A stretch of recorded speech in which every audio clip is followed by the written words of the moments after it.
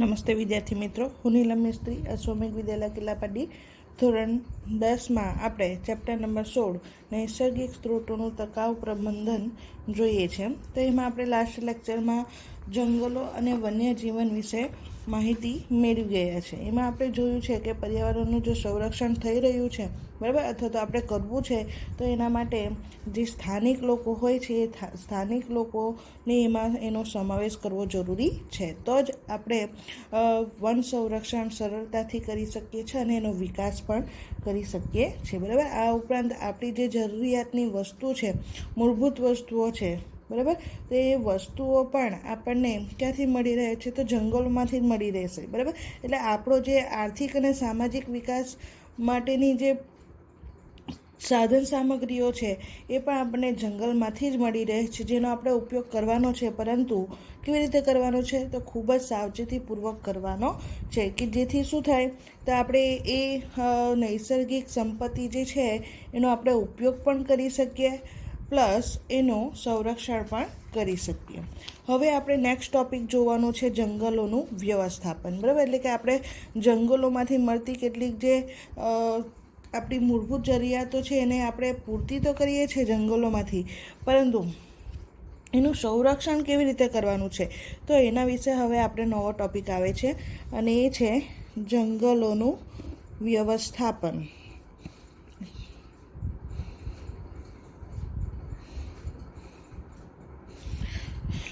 હવે આપણે એ વાતનો વિચાર કરવો પડશે કે વન વ્યવસ્થાપન એટલે કે જંગલોના વ્યવસ્થાપનના જે આપણે મુદ્દાઓ જોઈ ગયા એ તમામ દાવેદારો બરાબર 4 વ્યક્તિઓ વિશે આપણે સમજી ગયા છે કે કોણ એનું વ્યવસ્થાપન કરી શકે છે. તો એ તમામ દાવેદારોનું જે લક્ષ્ય છે એ કેવું છે? સમાન છે. પહેલાં તો આપણે એ વિચારવું પડે. બરાબર, તો ઉદ્યોગોની વાત કરીએ તો ઉદ્યોગોને વન સંપદા મોટે ભાગે શાના માટે જરૂર હોય છે? તો કાચો માલ મેળવવા માટે જરૂર હોય છે. બરાબર, તો ઉદ્યોગોને વન સંપદા મોટે ભાગે બજારની કિંમત કરતાં ઓછી કિંમતમાં પ્રાપ્ય કરાવાય છે. બરાબર, એટલે કે જે વનમાંથી જે કાચો માલ મળી આવે છે, જંગલમાંથી કાચો માલ મળી આવે છે, એ કાચો માલ ઉદ્યોગપતિઓને બજાર કિંમતથી ઓછી કિંમતે મળે એવી વ્યવસ્થા કરાવાતી હોય છે. જો કે સ્થાનિક નિવાસીઓને આવા લાભથી વંચિત રાખવામાં આવે છે. બરાબર, એટલે કે જે જંગલમાંથી કાચો માલ મેળવવાનો હોય છે એ કાચો માલ મેળવવા માટે સ્થાનિક લોકોને પાસે મદદ લેવામાં આવતી નથી. સ્થાનિક લોકો પાસેથી એ કાચો માલ ખરીદવામાં આવતો નથી, પણ બહારની વ્યક્તિને એમાં ઇન્વોલ્વ કરવામાં આવે છે અને એ બહારની વ્યક્તિ જંગલમાંથી કાચો માલ મેળવે છે અને ઉદ્યોગોને બજાર કિંમતથી ઓછી કિંમતે પ્રાપ્ત કરાવતો હોય છે. બરાબર, તો આ લાભથી સ્થાનિક નિવાસી જે હોય છે એને શું કરવામાં આવે છે? દૂર રાખવામાં આવે છે. એમાં ચિપકો આંદોલન તમે સાંભળ્યું જ હશે અને શીખ્યા પણ હશો ચિપકો આંદોલન વિશે. બરાબર, તો ચિપકો આંદોલન સ્થાનિક નિવાસીઓને જંગલોથી ભિન્ન કે પછી દૂર કરવાની નીતિનું જ પરિણામ છે. બરાબર, એટલે કે જે ચિપકો આંદોલન થયું હતું એનું કારણ પણ શું હતું? તો જંગલમાં વસતા જે સ્થાનિક લોકો હતા એમને જંગલથી દૂર કરવાના કારણે જ થયું હતું. આ આંદોલન 1970ના શરૂઆતના દાયકામાં હિમાચલની ઊંચી પર્વતીય શૃંખલામાં ગઢવાલના રેની નામના ગામ.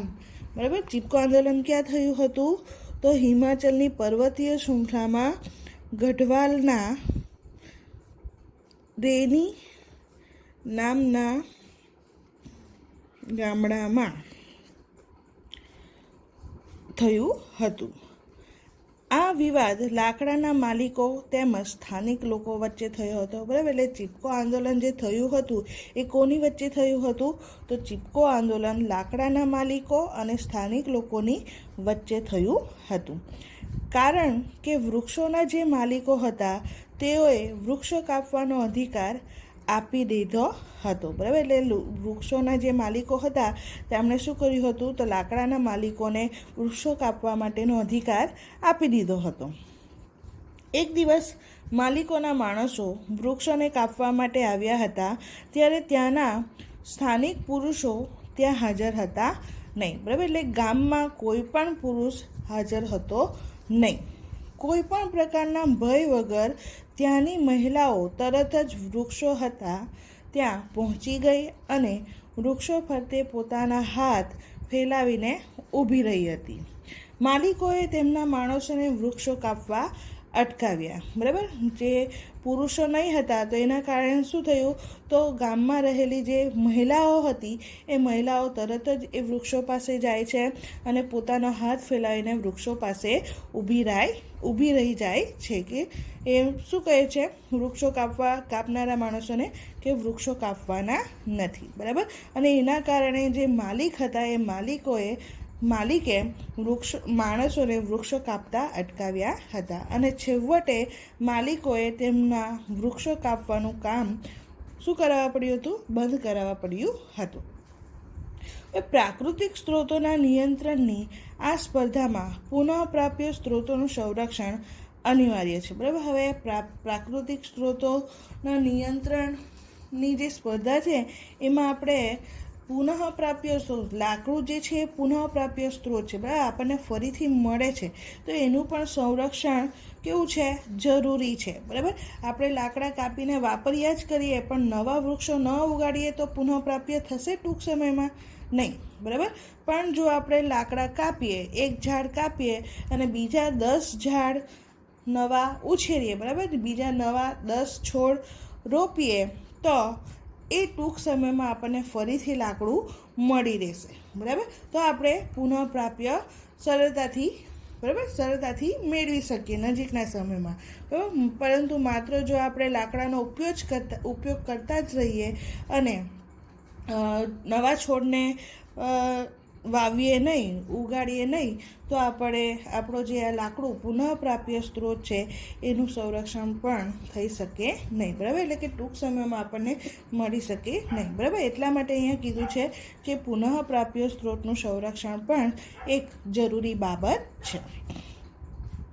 આ ઉદ્દેશથી જ તેના ઉપયોગની રીત ઉપર પ્રશ્ન થાય છે, બરાબર. એટલે એનું સંરક્ષણ પણ જરૂરી છે અને એના જ કારણે એનું જે સંરક્ષણ છે, બરાબર, આપણે એનો ઉપયોગ કરીએ છીએ એના ઉપયોગની જે રીત છે, આપણી વાપરવાની રીત, એના ઉપર પ્રશ્ન થાય છે. લાકડાના કોન્ટ્રાક્ટરોએ તે વિસ્તારના બધા જ વૃક્ષોને કાપીને ધરાશાયી કર્યા હોત અને તે વિસ્તાર કે ક્ષેત્રને હંમેશા માટે વૃક્ષહીન કરી નાખ્યો હોત, બરાબર. એટલે કે જો ચીપકો આંદોલન કરવામાં ન આવતે તો શું થશે, તો લાકડાના માલિકોએ એ વિસ્તારમાં જેટલા પણ વૃક્ષો હતે એ દરેક વૃક્ષોને શું કરી નાખ્યા હતા, કાપી નાખ્યા હતા, બરાબર. અને આખો જે વિસ્તાર છે એ વૃક્ષહીન એટલે કે ઝાડ વગર થઈ જતે, બરાબર. જ્યારે સ્થાનિક જન સમુદાય વૃક્ષોની કેટલીક, બરાબર, હવે લાકડાના માલિકોની જગ્યાએ જો ત્યાંના સ્થાનિક લોકો હશે, બરાબર, ત્યાં વસતા જે લોકો હશે એ જો લાકડાનો ઉપયોગ કરવાના હોય તો કેવી રીતે કરશે, તો ત્યાંના સ્થાનિક જન સમુદાય વૃક્ષોની કેટલીક શાખાઓ કે ડાળીઓ કે પછી પર્ણો કાપે છે, જેથી શું થશે, તો સમય જતાની સાથે એ ફરીથી, બરાબર, પુનઃ તેના જૈવિક ભાગોની પૂર્તતા થાય છે, ફરીથી ઝાડને નવી ડાળી આવી જાય છે, પર્ણ આવી જાય છે, બરાબર. ચીપકો આંદોલન ખૂબ જ ઝડપથી માનવ સમુદાયમાં ફેલાઈ ગયું હતું, તેમજ લોકસંચારે પણ તેમાં યોગદાન આપ્યું હતું અને સરકારને આ બાબતે વિચાર કરવા માટે લાચાર કરી દીધા હતા, બરાબર. સરકારને વિચાર કરવા માટે કોણે લાચાર કર્યા હતા, તો ચીપકો આંદોલને સરકારને વિચાર કરવા માટે મજબૂર કર્યા હતા કે જંગલ કોનાથી છે, માલિકોથી છે કે સ્થાનિક નિવાસીઓથી છે, બરાબર. જંગલોનું સંરક્ષણ કોણ કરી શકે, માલિકો કરી શકે કે પછી સ્થાનિક નિવાસીઓ કરી શકે. અને જંગલના સ્ત્રોતોનો સદુપયોગ માટે પ્રાથમિકતા નક્કી કરવા માટે પુનઃ વિચારણા કરવા માટે લાચાર બનાવ્યા હતા, બરાબર. એટલે કે જંગલના જે સ્ત્રોતો છે, આપણને જંગલમાંથી જે પદાર્થો મળી રહે છે, સાધન સામગ્રી મળી રહે છે, તો એ સાધન સામગ્રી વાપરવા માટે પ્રાથમિકતા કોને આપવી, માલિકને આપવી કે બધી સ્થાનિક લોકોને આપવી, બરાબર, એના માટે પણ તેમને વિચાર કરવા માટે મજબૂર કર્યા હતા. અનુભવે લોકોને શીખવાડી દીધું છે કે જંગલના વિનાશથી માત્ર જંગલની હાજરી અસર પામે છે તેમ નથી, બરાબર.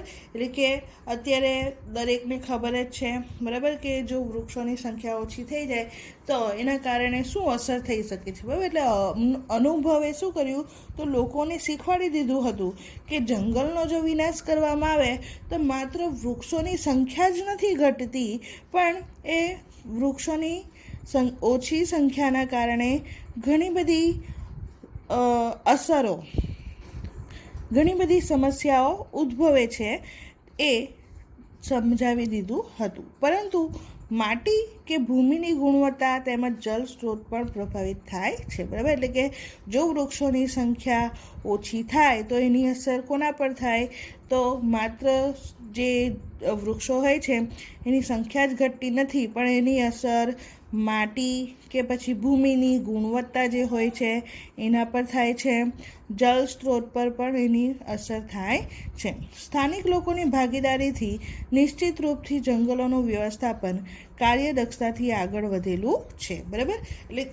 એટલે કે જો જંગલના વ્યવસ્થાપનમાં સ્થાનિક લોકોને સામેલ કરવામાં આવે, જંગલમાં વસતા રહેવાસીઓ અથવા તો જંગલની નજીક રહેતા જે રહેવાસીઓ હોય છે એમને જો સામેલ કરવામાં આવે તો ચોક્કસ રીતે જંગલનું જે વ્યવસ્થાપન છે એ ખૂબ જ સરળતાથી અને સારી રીતે શું થાય છે, આગળ વધે છે. એટલે કે જંગલની જે વસ્તુઓ હોય છે એનો ઉપયોગ પણ થતો રહે છે, પ્લસ જંગલનો વિકાસ પણ થાય છે, એને કોઈ પણ પ્રકારની હાનિ પહોંચતી નથી. ઓકે, તો એને જ આધારે અહીંયા આપણો એક નવો ટૉપિક છે કે વનોના વ્યવસ્થાપનમાં લોકોની ભાગીદારીનું ઉદાહરણ, બરાબર. એટલે કે વનોના વ્યવસ્થાપનમાં લોકોની ભાગીદારીનું અહીંયા તમને એક ઉદાહરણ આપેલું છે, તો એ સમજીએ. ઓકે, તો 1972માં કઈ સાલમાં, 1972માં યાદ રાખજો. ચિપકો આંદોલન કઈ સાલમાં થયું હતું, 1970, બરાબર. અને લોકોની ભાગીદારીનું જે ઉદાહરણ છે એ ઉદાહરણ કઈ સાલનું છે, 1972નું. 1972માં પશ્ચિમ બંગાળના વન વિભાગના પ્રદેશના દક્ષિણ પશ્ચિમ જિલ્લાઓમાં નાશ થઈ રહેલા સાલના વૃક્ષ, કયા વૃક્ષની વાત કરેલી છે, સાલના વૃક્ષની, બરાબર. તો સાલના વૃક્ષના જંગલોની પુનઃપ્રાપ્તિ કરવાની યોજના અસફળ થઈ હતી, બરાબર. ક્યારે, 1972માં. દેખરેખની પરંપરાગત રીતો અને પોલીસની કાર્યવાહીથી સ્થાનીય લોકો અને પ્રશાસન વચ્ચેનું અંતર વધતું ગયું, જેના ફળ સ્વરૂપે જંગલના કર્મચારીઓ અને ગામવાસીઓમાં વારંવાર લડાઈઓ થવા લાગી હતી, અને આ લડાઈઓ કે ઝઘડાઓએ નક્સલવાદ જેવું સ્વરૂપ ધારણ કરતા હિંસક આંદોલનોને પણ વેગ મળી ગયો હતો, બરાબર. એટલે કે 1972માં પશ્ચિમ બંગાળના જે વન વિભાગ હતા એ વન વિભાગ પ્રદેશના દક્ષિણ પશ્ચિમ જિલ્લામાં સાલના વૃક્ષોને જે જંગલો હતા એ જંગલોની જે જંગલો જે હતા એ કેવા, એમને બચાવવાની જે યોજના હતી એ કેવી થઈ હતી, અસફળ રહી હતી, બરાબર. અને શાના કારણે, તો એ જંગલની જે દેખરેખ છે એ કોના હાથમાં હતી, તો પોલીસની કાર્યવાહી, બરાબર, પોલીસના હાથમાં હતી, બરાબર. ત્યાંના સ્થાનિક લોકોને એ જંગલથી શું કરવામાં આવ્યા હતા, દૂર કરવામાં આવ્યા હતા અથવા તો દૂર રાખવામાં આવ્યા હતા. અને એના કારણે શું થયું હતું, તો ત્યાંના સ્થાનિક લોકો અને પ્રશાસન વચ્ચેનું અંતર વધતું ગયું હતું, કારણ કે જંગલમાં તેઓને આવવા દેવામાં આવતા હતા નહીં, બરાબર. અને એના કારણે જે જંગલના કર્મચારીઓ હતા અને ત્યાંના જે સ્થાનિક લોકો હતા, ગામવાસીઓ હતા, બરાબર, એમની વચ્ચે શું થયું હતું, વારંવાર લડાઈઓ અને ઝઘડાઓ થયા હતા, બરાબર. અને એના કારણે નક્સલવાદ જેવું પરિસ્થિતિ પણ ત્યાં ઊભી થઈ હતી અને એના કારણે હિંસક આંદોલનો પણ થયા હતા. હવે વન વિભાગે પોતાની રણનીતિ બદલીને, બરાબર, આવું થયું હતું સાલના વૃક્ષોના જે જંગલ હતા એને બચાવવામાં, બરાબર. તો એના કારણે શું થયું, તો વન વિભાગના જે કર્મચારીઓ હતા એમણે પોતાની રણનીતિ બદલી, બરાબર, અને બદલીને મિદનાપુરના આરાબાડી વિસ્તારમાં, કયા વિસ્તારમાં, આરાબાડી વિસ્તારમાં એક યોજના પ્રારંભ કરી. અહીંયા તેમણે શું કર્યું, તો અહીંયા વન વિભાગના એક દૂરદર્શી અધિકારી બેનર્જીએ ગામવાસીઓને પોતાની યોજનામાં સમાવ્યા, બરાબર. એટલે આરાબારી વિસ્તારમાં જે વન સંરક્ષણ માટેની યોજના ઘડવામાં આવી એ યોજનામાં કોને સામેલ કરવામાં આવ્યા હતા, તો ગામવાસીઓને સામેલ કરવામાં આવ્યા હતા. અને તેમના સહયોગથી ખૂબ જ ખરાબ પરિસ્થિતિ ધરાવતા સાલના આ જંગલને 1272 હેક્ટર, કેટલા, 1272 હેક્ટર વિસ્તારનું સંરક્ષણ અપાયું. કોની દેખરેખમાં અપાયું, ગામવાસીઓના દેખરેખમાં. ગામવાસીઓને આ ક્ષેત્રની દેખરેખની જવાબદારીને બદલે, બરાબર, ગામવાસીઓએ આ વિસ્તારની દેખરેખ કરવાની હતી, તો એના બદલામાં તેમને શું આપવામાં આવ્યું, તો એમના બદલામાં તેમને રોજગાર મળવાની સાથે, રોજગાર તો આપવામાં આવ્યો જ, પણ એની સાથે ત્યાંની નીપજનો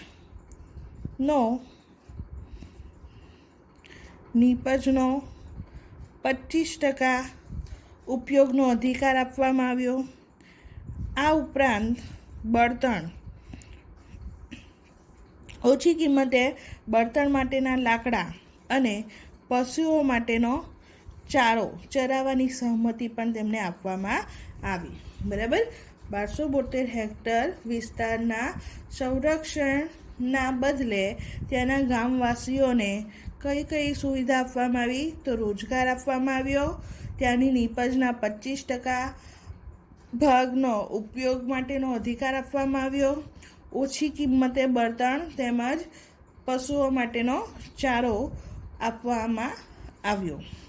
સ્થાનિક જનસમુદાયની સહમતિ અને સક્રિય ભાગીદારીથી 1983માં, કઈ સાલમાં, 1983માં, બરાબર, અથવા તો 1983 સુધીમાં આરાબાડીના જે સાલના જંગલનો વિસ્તાર જે હતો એ કેવો થઈ ગયો, સમૃદ્ધ થઈ ગયો, બરાબર. એટલે કે આ જે એનો વિનાશ થવા આવ્યો હતો, બરાબર, એટલે કે સંપૂર્ણ ખૂબ જ ખરાબ પરિસ્થિતિ હતી, એમાં શું કરવામાં આવ્યું, તો ગામવાસીઓને સામેલ કરવામાં આવ્યા અને કેટલાક અધિકારો આપવામાં આવ્યા, બરાબર. જેનાથી શું થયું, તો એ ગામવાસીઓની સહમતિ અને સક્રિય ભાગીદારી, એટલે કે જંગલોને બચાવવાની જે પ્રવૃત્તિ હતી, બરાબર, એના કારણે શું થયું, તો 1983 સુધીમાં એ જંગલ કેવા થઈ ગયા હતા, સમૃદ્ધ થઈ ગયા હતા, બરાબર. જે પહેલાં કેવા હતા, નકામા હતા, બરાબર, વિનાશના આરે હતા, નકામા હતા અને પડતર કહેવાતા હતા. એ જંગલની કિંમત 1983માં સમૃદ્ધ થઈ ગયા પછી એની કિંમત 125 કરોડ અંદાજવામાં આવી હતી, બરાબર. તો આમ ગામવાસીઓના સહયોગથી, બરાબર, એમના વન વ્યવસ્થાપનમાં, જંગલના વ્યવસ્થાપનમાં એમની સક્રિય ભાગીદારીને કારણે શું થયું હતું, જે નકામું પડતર જંગલ હતું એ કેવું થઈ ગયું હતું, સમૃદ્ધ થઈ ગયું હતું, બરાબર. આમ જંગલોના વ્યવસ્થાપનમાં અથવા તો વન વ્યવસ્થાપનમાં આપણે ત્યાંના સ્થાનિક લોકોનો સમાવેશ કરીએ, એમની ભાગીદારી આપીએ, તો આપણે સરળતાથી એ જંગલોને નીપજોનો ઉપયોગ પણ કરી શકીએ છીએ અને એ જંગલોનો વિકાસ પણ કરી શકીએ છીએ. એ આપણે પ્રવૃત્તિ આપી છે 16.8, એની ચર્ચા કરીએ. પ્રવૃત્તિ 16.8માં તમને કીધેલું છે કે નીચે આપેલ પૈકી દ્વારા વનોમાં થતા નુકસાન પર ચર્ચા કરો. પહેલું છે કે રાષ્ટ્રીય ઉદ્યાનમાં પર્યટકો માટે આરામગૃહનું નિર્માણ કરવું. જો રાષ્ટ્રીય ઉદ્યાનમાં પર્યટકો માટે આરામગૃહનું નિર્માણ કરવામાં આવે તો એના કારણે શું થાય છે, તો પર્યટકો જંગલમાં આવશે, બરાબર, અને એના કારણે ત્યાં શું થશે, પ્રદૂષણ ફેલાશે, બરાબર. એટલે પર્યાવરણને નુકસાન કરતી વિવિધ પ્રવૃત્તિઓનું ત્યાં શું બનશે, કેન્દ્ર બનશે, બરાબર. અને પર્યટકો જંગલને પર્યટક સ્થળ તરીકે જોશે, બરાબર. એટલે એમનો જે સંરક્ષણ કરવાનો જે હેતુ છે એ થશે નહીં, એનો જે બચાવ કરવાનો છે એ થશે નહીં, બરાબર. અને તેઓ રોકાશે તે દરમિયાન શું કરશે, તો પ્રદૂષણ ફેલાવશે, બરાબર. એટલે કે રોકાણ દરમિયાન પ્રદૂષણ કરશે અને જંગલના પર્યાવરણને વિવિધ રીતે નુકસાન કરીને તે અસંતુલિત કરી શકે છે. બીજો પ્રશ્ન છે કે રાષ્ટ્રીય ઉદ્યાનોમાં પાલતુ પશુઓને ચરાવવા, બરાબર. હવે જો રાષ્ટ્રીય ઉદ્યાન માં પાલતુ પશુઓને જો ચરાવવામાં આવે તેના કારણે શું થશે, તો જે પાલતુ પશુઓ હશે એ અનિયંત્રિત રીતે ચરાઈ કરશે અને એના કારણે જંગલમાં વસતા જે પ્રાણીઓ હશે, તૃણાહારી પ્રાણીઓ જે ખોરાક તરીકે ઘાસનો ઉપયોગ કરતા હોય, બરાબર, તો એ તૃણાહારી પ્રાણીઓને એમના ખોરાક માટે ઘાસ ઓછું પડશે, બરાબર. અને ક્યારેક તો કદાચ એમના માટે ઘાસ બચશે પણ નહીં, બરાબર. તેથી શું થશે, તો જંગલના જે તૃણાહારી પ્રાણીઓ છે એ તૃણાહારી પ્રાણીઓની સંખ્યામાં ધીમે ધીમે ઘટાડો થશે અને એના કારણે એ તૃણાહારી પ્રાણીઓ પર નભતા, બરાબર, એટલે કે ખોરાક તરીકે જે તૃણાહારી પ્રાણીઓ પર આધાર રાખતા હોય છે એવી આહાર શૃંખલા ધરાવતા પ્રાણીઓને પણ શું થશે, નુકસાન થશે, બરાબર. એટલે કે એના ઉપરની જે આહાર શૃંખલાના પોષક સ્તરમાં પણ ખલેલ પહોંચે છે. ત્રીજો પ્રશ્ન છે કે પર્યટકો દ્વારા પ્લાસ્ટિકની શીશીઓ, થેલીઓ અને અન્ય કચરાને રાષ્ટ્રીય ઉદ્યાનમાં ફેંકવા, બરાબર. હવે પર્યટકો આવશે રાષ્ટ્રીય ઉદ્યાનમાં એટલે તેઓ પોતાના જરૂરિયાતની ચીજ વસ્તુઓ, પાણીની બોટલ, નાસ્તાના પેકેટ્સ વગેરે લઈને જ આવશે, બરાબર. અને તેનો ઉપયોગ કરશે તો ખાલી થયેલી વસ્તુઓ એ ક્યાં નાખશે, તો રાષ્ટ્રીય ઉદ્યાનમાં જ નાખશે, બરાબર. અને એના કારણે શું થશે, તો ત્યાં પ્રદૂષણ ફેલાશે, બરાબર.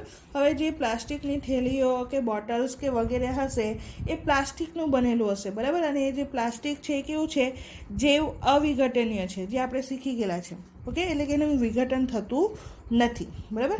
આથી વિઘટકો દ્વારા તેનું વિઘટન ન થતું હોવાથી એ કચરાના શું થશે, ત્યાં રાષ્ટ્રીય ઉદ્યાનમાં ઢગલા થશે, બરાબર, ઢગ ભેગા થશે અને રાષ્ટ્રીય ઉદ્યાનમાં તેના કારણે જૈવ ઘટકોને ખૂબ જ ગંભીર અસર થઈ શકે છે, ઓકે. નેક્સ્ટ પ્રશ્ન જોઈ લઈએ આપણે. જંગલ તેમજ વન્યજીવનનું સંરક્ષણ શા માટે કરવું જોઈએ, બરાબર. તો જંગલ અને વન્યજીવનનું સંરક્ષણ શા માટે કરવું જોઈએ, તો જંગલમાંથી આપણે ઉદ્યોગો માટે જરૂરી કાચો માલ મેળવીએ છીએ, આ ઉપરાંત ફળ, શાકભાજી, પશુઓ માટે ચારો, ઘાસ વગેરે, ઔષધો મેળવીએ છીએ, મરી મસાલા, ગુંદર, રેઝિન વગેરે. પછી પ્રાણીઓને કુદરતી વસવાટ પૂરા પડતા હોય છે, બરાબર. અને જંગલોના કારણે જમીનનું ધોવાણ પણ અટકતું હોય છે. આ ઉપરાંત જમીનની ફળદ્રુપતા પણ જાળવી રાખે છે વૃક્ષો, બરાબર. પછી આર્થિક અને સામાજિક વિકાસના સ્ત્રોત પણ આપણે જંગલમાંથી મેળવી શકીએ છીએ. આ ઉપરાંત મહત્ત્વનો મુદ્દો એ છે કે વૃક્ષો શું કરે છે, તો વાતાવરણમાં રહેલા કાર્બન ડાયોક્સાઇડનું શોષણ કરે છે અને ઓક્સિજન વાયુ મુક્ત કરે છે, બરાબર. એટલે કે એની સંતુલા જાળવે છે અને તાપમાનની સંતુલા પણ જાળવે છે, બરાબર. તો આટલી બધી બાબતો માટે આપણે શેના પર આધાર રાખીએ છીએ, તો જંગલો પર આધાર રાખીએ છીએ, બરાબર. એટલા માટે જંગલનું સંરક્ષણ જરૂરી છે. પછી તમને કીધું છે કે વન્યજીવનનું સંરક્ષણ શા માટે, બરાબર. તો જંગલના નિવસન તંત્રની જાળવણી માટે તેમજ કુદરતના પર્યાવરણીય સંતુલન માટે વન્યજીવનનું સંરક્ષણ જરૂરી છે. આ ઉપરાંત જંગલમાં જે વૃક્ષો હોય છે એ વૃક્ષોના બીજના ફેલાવા માટે પણ કોણ જરૂરી છે, તો વન્યજીવ જરૂરી છે. પછી તે પશુ હોય, પક્ષી હોય, કીટકો હોય કે કોઈ પણ, બરાબર, એના બીજ વિકિરણ માટે પણ એ વન્યજીવ જરૂરી હોય છે. અને બીજું છે કે તેઓના જે પોષક સ્તરમાં ઉર્જાનું વહન જાળવી રાખવા માટે પણ વન્ય જીવનનું સંરક્ષણ જરૂરી છે. બીજો પ્રશ્ન છે વન સંરક્ષણ માટે કેટલાક ઉપાયો બતાવો. હવે જો આપણે જંગલનો બચાવ કરવો હોય તો એના માટે શું કરી શકીએ આપણે, બરાબર? તો પહેલું તો આપણે જે લાકડાનો ઉપયોગ કરીએ છીએ, બળતણ માટે કરીએ કે પછી ફર્નિચર બનાવવા માટે કરીએ, બરાબર, તો તે આપણને જરૂરિયાત હોય એ જ પ્રમાણે આપણે કરવો જોઈએ, એટલે કે એનો ઉપયોગ અનિયંત્રિત રીતે આપણે ટાળવો જોઈએ. બીજું છે બળતણની ખેંચ, ઘાસચારાની અછત, વ્યવસાયિક હેતુ વગેરે માટે થતા અતિશોષણથી જંગલના નિવસન તંત્રને સુરક્ષિત રાખવું. પછી વૃક્ષારોપણ તેમજ તેની ઉછેરની સંભાળ રાખવી. બધી જ જગ્યાઓ પર ઝડપથી ઉછેર પામતા હોય તેવા છોડ રોપીને જંગલનો વિકાસ આપણે કરી શકીએ. જંગલોની જાળવણી અને સંરક્ષણ માટે સ્થાનિક લોકો તેમજ ગામવાસીઓને આપણે સક્રિય ભાગીદારી આપવી જોઈએ. આ ઉપરાંત વૈજ્ઞાનિક સંશોધનો, દેખરેખ ઉપરાંત જંગલોની જાળવણી માટે શિક્ષણ દ્વારા આપણે જાગૃતિ ફેલાવી શકીએ છીએ. ઓકે, તો અહીંયા આપણો આ ટૉપિક પૂરો થાય છે. નેક્સ્ટ લેક્ચરમાં આપણે નવો મુદ્દો જોશું. Thank you.